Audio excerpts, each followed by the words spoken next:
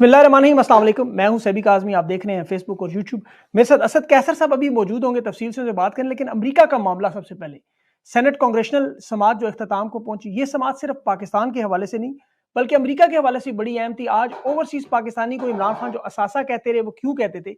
یہ اگر امریکہ کی دوسرے ممالک میں مداخلت، regime change operations, military interventions, فوجی ذریعے سے یا کسی بھی طریقے سے سپورٹ روکنے کا معاملہ دیکھا جائے تو یہ تقریباً 1893 سے شروع ہوا۔ یہ ہوائی میں، کیوبا میں، فلپین میں، پورٹوریکو میں، ایران میں، افغانستان میں، عراق میں، چلی، پاناما، ایک بڑی لمبی لسٹ ہے۔ لیکن امریکہ کے اندر بھی لوگ موجود ہیں جو ان مختلف جماعتوں سے تعلق رکھنے کے باوجود جمہوری آزادی، آزادی اظہار رائے اور ان تمام چیزوں پر یقین رکھتے ہیں۔ عدالتی نظام بھی ان کا بہترین ہے۔ اب جو regime change operation Imran Khan کی حکومت کے ساتھ ہوا، یہ پہلی مرتبہ نہیں ہوا، یہ اس سے پہلے ذوالفقار علی بھٹو کے ساتھ ہو چکا ہے، بینظیر بھٹو کے ساتھ ہو چکا ہے، پرویز مشرف کے ساتھ ہوا، ایون کہ نواز شریف کے ساتھ بھی کسی حد تک ہوا۔ لیکن ان تمام رہنماؤں کو امریکہ کی طرف سے پیغامات ملے حکومت ہٹانے کے لیے، بنانے کے لیے، لیکن جنرل حمید گل کا بلکہ یہ بیان آپ یاد رکھیں کہ امریکہ کی مرضی سے ایون آرمی چیف بھی لگتے رہے۔ تو جنرل باجوہ جس کے ساتھ بھی یہ معاملہ ہوا، لیکن عمران خان نے جس طرح کھڑے ہونے کا فیصلہ کیا، وہ آج اوورسیز پاکستانیوں کو، جو ان کو عمران خان اثاثہ کہتے ہیں، امریکی پاکستانیوں کو، آج بنا پارٹی کی تفریق کے یہ لوگ جو امریکی معاملات لے کر اپنی سینٹ میں پہنچے، اس کا میں لبے لباب آپ کے سامنے رکھوں تو اس میں سب سے پہلے تو ڈونلڈ ٹرمپ بیچارہ آج دل میں سوچتا ہوگا میں نے کس سے پنگا لے لیا، خود جیل میں بیٹھا ہے، یہاں دنیا بھر میں مجھے ذلیل کروا رہا ہے، ایک خط ہی تو لکھا تھا۔ بہرحال تمام سینیٹر اس بات پہ متفق تھے کہ پاکستان میں الیکشن میں دھاندلی ہوئی، پاکستان میں جمہوریت کا قتل ہوا اور عوام کو ان کے جمہوری حق سے روکا گیا، آزادی اظہار رائے پر پابندی لگائی، انٹرنیٹ بند ہوا، سوشل میڈیا بند ہوا، صحافیوں کو اٹھایا، جیلوں میں ڈالا اور دھاندلی کے ذریعے ایک حکومت انسٹال کی گئی۔ یہ الفاظ تھے لبے لباب سائفر کا۔ اب اس میں ڈونلڈ لو کو آج کٹہرے میں اور پاکستانی پیچھے بیٹھے دیکھ بھی رہے تھے اور تالیاں بھی بجا رہے تھے۔ کانگریس کی یہ ہیئرنگ اگر آپ دیکھیں تو اس میں ایک موقع پر ڈونلڈ لو سے عمران خان کو ہٹانے کے بارے میں پاکستان پہ دباؤ پر اس کے کردار کی بات ہوئی تو اس نے کہا جی یہ تو الزام ہے، ایک سازشی تھیوری ہے، جھوٹ ہے۔ لوگوں نے پیچھے چیخنا چلانا شروع کر دیا معاف کیجیے گا کہ جھوٹے انسان شرم کرو۔ ڈونلڈ لو سے کہا کہ 9 مئی جو فوجی ٹرائل کے بعد انٹرنیشنل اصول کے مطابق ہو رہے ہیں، اور اس نے کہا نہیں۔ لیکن یہ سب سے اہم سوال جو تھا اس سے کہ اگر یہ سب کچھ جو کیا گیا نہ ہوتا تو کیا الیکشن کے نتائج مختلف ہوتے؟ تو اس پہ ڈونلڈ لو نے سارے کا سارا ملبہ الیکشن کمیشن پہ ڈال دیا کہ اگر یہاں تک کہا کہ اگر الیکشن وہ دوبارہ کروانا چاہیں تو ضرور کروائیں، ہمیں تو کوئی اعتراض نہیں۔ اب یہ سارا سسٹم دیکھیں، یہ بات سیدھی سی ہے کہ سسٹم میں الیکشن دوبارہ ہوتے ہوئے آپ کو نظر آئیں گے، کیونکہ امریکہ میں اب یہ معاملہ چھوڑا نہیں جائے گا، یہ بات ذہن میں رکھیں۔ آج ڈونلڈ لو سے قانونی حیثیت بھی پوچھ رہے تھے جو پاکستانی حکومت کی ہے، تو اس کے پاس ان کا جواب نہیں تھا۔ خواتین پہ ظلم پہ بھی وہ کہتا ہے جی کہ یہ تو پہلے بھی ہوتا رہا، پاکستان میں بڑا رواج ہے، لیکن رجیم چینج کے بعد جو خواتین کے ساتھ ہوا اس سے پہلے پاکستان کی تاریخ میں کبھی ایسے نہیں ہوا۔ سینکڑوں خواتین جیلوں میں نہیں ڈالی گئیں، گھسیٹی نہیں گئیں، زیادتیوں کی دھمکیاں، بچوں کو مارنے کی دھمکی، یہ کبھی نہیں ہوا۔ یہ سب کچھ سائفر کے بعد ہوا اور اس کی کچھ سینیٹرز کے پاس ثبوت بھی موجود تھے۔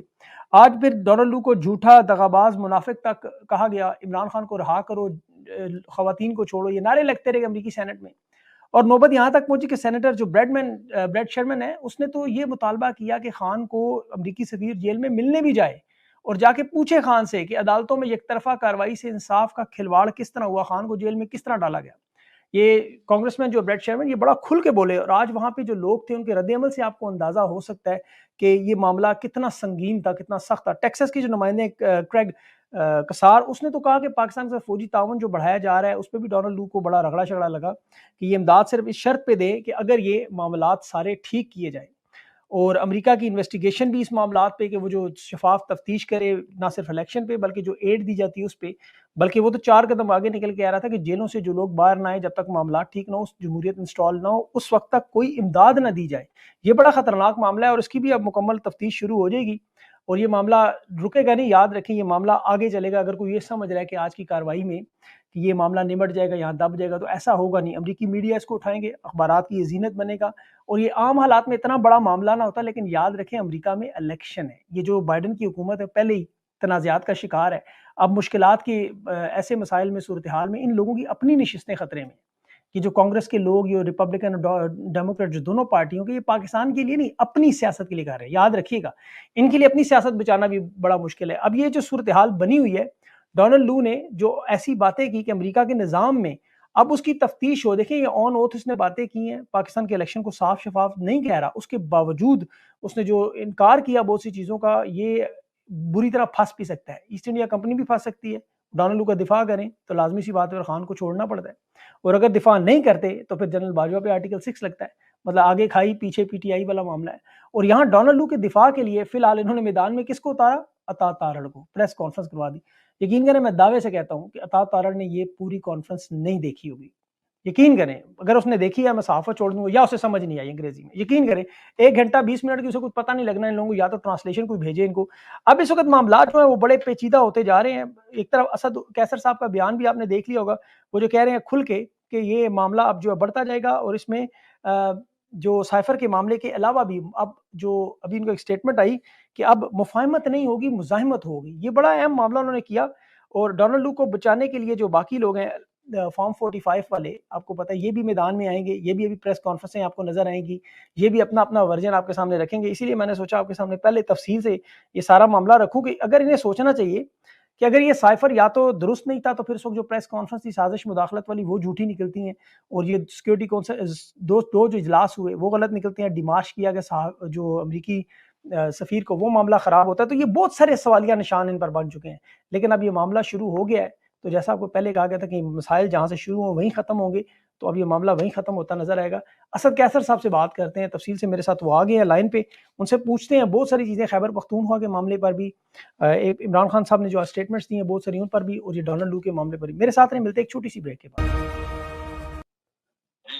جی اچھا اسد صاحب، ابھی جو امریکہ میں سب سے پہلے جو آج ڈونلڈ لو کی ہیرنگ ہو رہی ہے، سائفر کا معاملہ بھی آپ کو پتہ ہے زیر غور ہے، اس میں 3 باتیں بڑی اہم، ایک تو الیکشن دوبارہ کروانے کی بھی بات ہوئی، دھاندلی کے معاملے پر بات ہوئی، جمہوریت کو جو ڈیریل کرنے کی کوششیں اس پہ بات ہوئی، اور یہاں تک کہا گیا کہ عمران خان کے پاس امریکی سفیر کو ملنے کے لیے جانا چاہے۔ تو آپ کو یہ سارے معاملات کیسے نظر آ رہے ہیں؟ دیکھیے میں سمجھتا ہوں کہ اللہ الحق حق جو ہے نا اور سچ وہ سامنے آئے گا۔ آج آپ جو دیکھ دیا ہے کہ ایک طرف تو میں نے پورا نہیں سنا ہے، لیکن جو میں انیشل اس کا وہ سنا ہوں کہ اس نے کہا کہ یہ سائپر وغیرہ جو ہے نا میں نے کوئی ایسی بات نہیں کی اور کوئی ایسی چیز نہیں ہوئی۔ تو ابھی سوال تو یہ پیدا ہوتا ہے کہ ادھر جو ہے سائپر کی کیس عمران خان کو جو ہے نا 14 یہ کیا کہیں گے کہ کیا ہو رہا ہے۔ تو اس پہ میں امید رکھتا ہوں کہ جتنا یہ کیس اور آج جو ڈسکشن ہوئی ہے اس سے یہ بالکل واضح ہو گیا ہے کہ عمران خان کے خلاف جو یہ کیس کر رہے ہیں اس کی کوئی قانونی حیثیت نہیں ہے، نمبر 1۔ نمبر 2 بات یہ کہ ڈونلڈ لو نے جو بات کہی ہے وہ حقائق کی منافی ہے، اور میں اپریشیٹ کرتا ہوں جو کانگریس مین اور جو اس چیز کو دیکھ رہی ہے، کیونکہ آزادی تو دنیا میں ہر جگہ، یہ ہر انسان کا، ہر شہری کا، دنیا میں ہر ایک انسان کا بنیادی حق ہے کہ اس کو آزادی ہو، اس کو رائے کی آزادی ہو، اس کو جو ہے نا کلی موومنٹ کی آزادی ہو۔ تو جو امریکہ میں جو اپنے آپ کو آزادی کے چیمپئن کہتے ہیں، اور جو کانگریس نے اسٹینڈ لیا ہے، تو ہم کانگریس مین اور خاص کر کانگریس کے اس کی اپریشیٹ کرتے ہیں، اور ہم سمجھتے ہیں کہ حقائق جو ہے سو قوم کے سامنے آئے ہیں، اور بالکل ہم جانا چاہیے۔ ہمیں تو امید نہیں ہے، لیکن اگر یہ ایک جمہوری ادارے، کیونکہ یہ جمہوری ادارے ہوتے ہیں، اگر وہ جمہوریت کی آواز اٹھاتی ہے تو ایک نیک شگون ہے۔ بالکل صحیح۔ اچھا سر، آپ کا 23 مارچ کا جلسہ جو ہے، خان صاحب کی آج بہت ساری سٹیٹمنٹ سامنے آئی، ایک تو شیر افضل مروت کو اے پی سی کا چیئرمین بھی بنا دیا گیا، پھر جلسے میں جو آپ کی تیاریاں ہیں اس پہ بھی بڑی بات چیت ہوئی کہ جلسہ لازمی ہے، اس میں فضل الرحمان صاحب کو بھی دعوت دی، شیخ رشید کو بھی دعوت دی۔ تو یہ اب آپ کا ایک بیان بھی ہے کہ اب مفاہمت نہیں ہوگی مزاحمت ہوگی، تو اس کا مطلب کیا ہے ان ساری چیزوں کا؟ دیکھیں ہم دعوت دے رہے ہیں، ابھی تو چونکہ میں گیا تھا ابھی، تو میں اس کے بارے میں پوچھوں گا، لیکن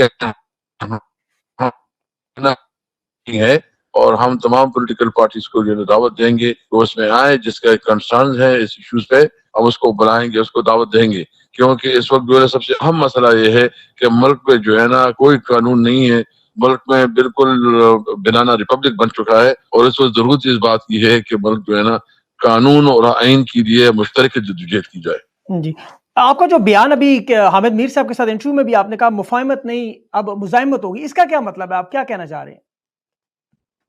دیکھیے ہم مزاحمت کا تو یہ انہوں نے مجھے کہا کہ وہ جو ہے نا خواجہ صاحب نے اسٹیٹمنٹ دیا یا جو ہے نا شہباز شریف، میں نے کہا وہ بات ایک کرتی ہے پریکٹیکل دوسری کرتی ہے۔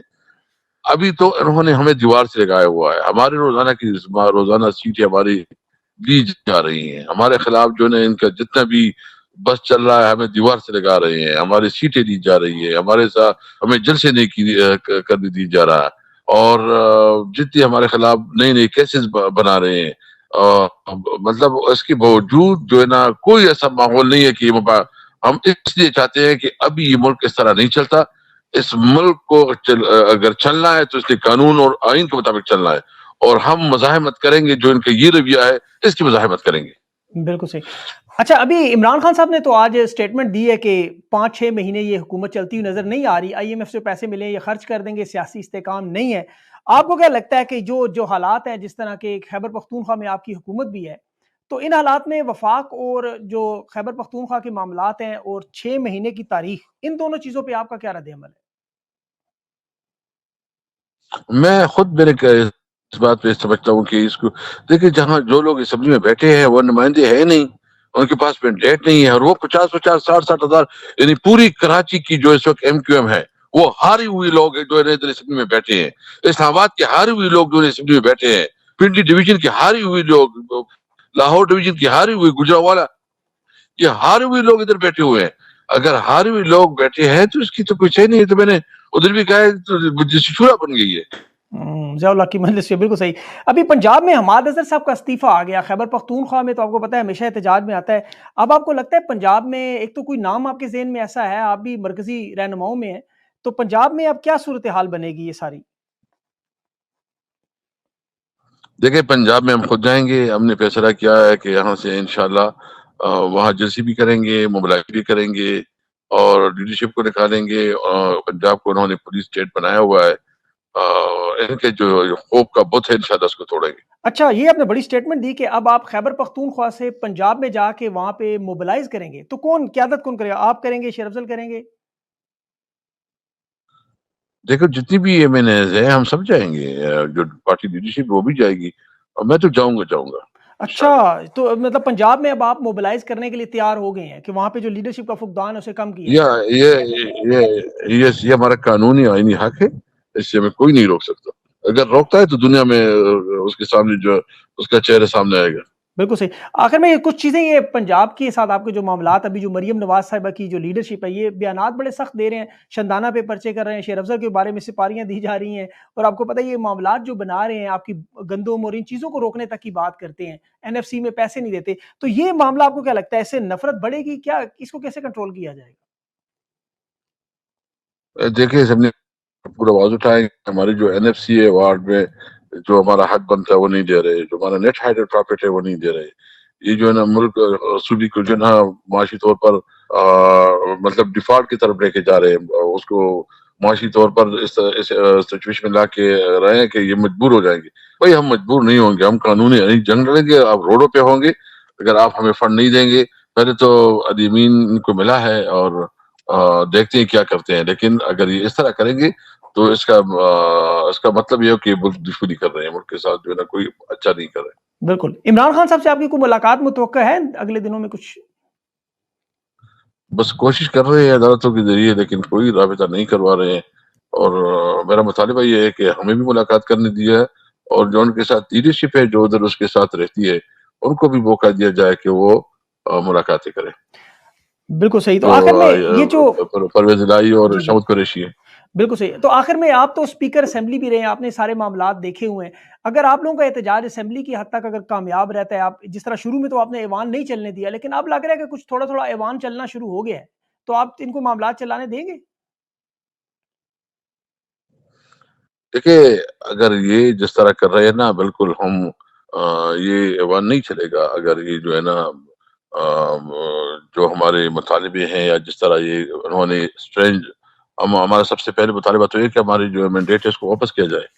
اور ہمیں عدالت سے امید ہے کہ اتنی بڑی عوام نے مینڈیٹ دیا اور اس کو چوری کیا گیا. ہمارے پاس کیا ہے, یعنی ہم تو احتجاج ہی کر سکتے ہیں, قانونی ہمارا حق ہے احتجاج ہی کرے. اگر احتجاج بھی نہیں کرنے دے رہے ہیں تو پھر ہم کیا کریں, ہمیں ایکسٹریم لیول تک جانا پڑے گا. لیکن میں ان تمام لوگوں سے یہ کہنا چاہتا ہوں کہ یہ پاکستان ہم سب کا ہے. اس پاکستان کو قانون اور آئین کے مطابق چلنے دیں. یہ پاکستان کے لیے بہت سیریس چیلنجز ہیں, بڑھ رہی ہے, ضرورت یہ ہے کہ ادارے تمام اپنی آئینی حدود کے اندر کام کریں. بالکل صحیح. آخری سوال یہ ہے کہ عید کے بعد آپ کا کوئی لانگ مارچ، اس کا بھی منصوبہ کوئی زیر آپ کے پلان میں ہے ابھی کوئی اس پہ مشورہ نہیں ہوا، اور ہم مشورہ ہوگا تو بات کریں گے انشاءاللہ. 23 مارچ کے جلسے کی اجازت مل گئی سر آپ کو؟ بس یہ لاسٹ سوال ہے آپ سے. نہیں، جیسے کہ جاتی ہے ہم نے 32 کا ڈیمانڈ کیا ہے. اچھا، اب 23 سے وہ اگر نہ ہوا تو پھر 30 کو آپ کریں گے انشاءاللہ. انشاءاللہ. چلے ٹھیک ہے، بہت بہت شکریہ اسد کیسر صاحب کا، تھینک یو سو مچ.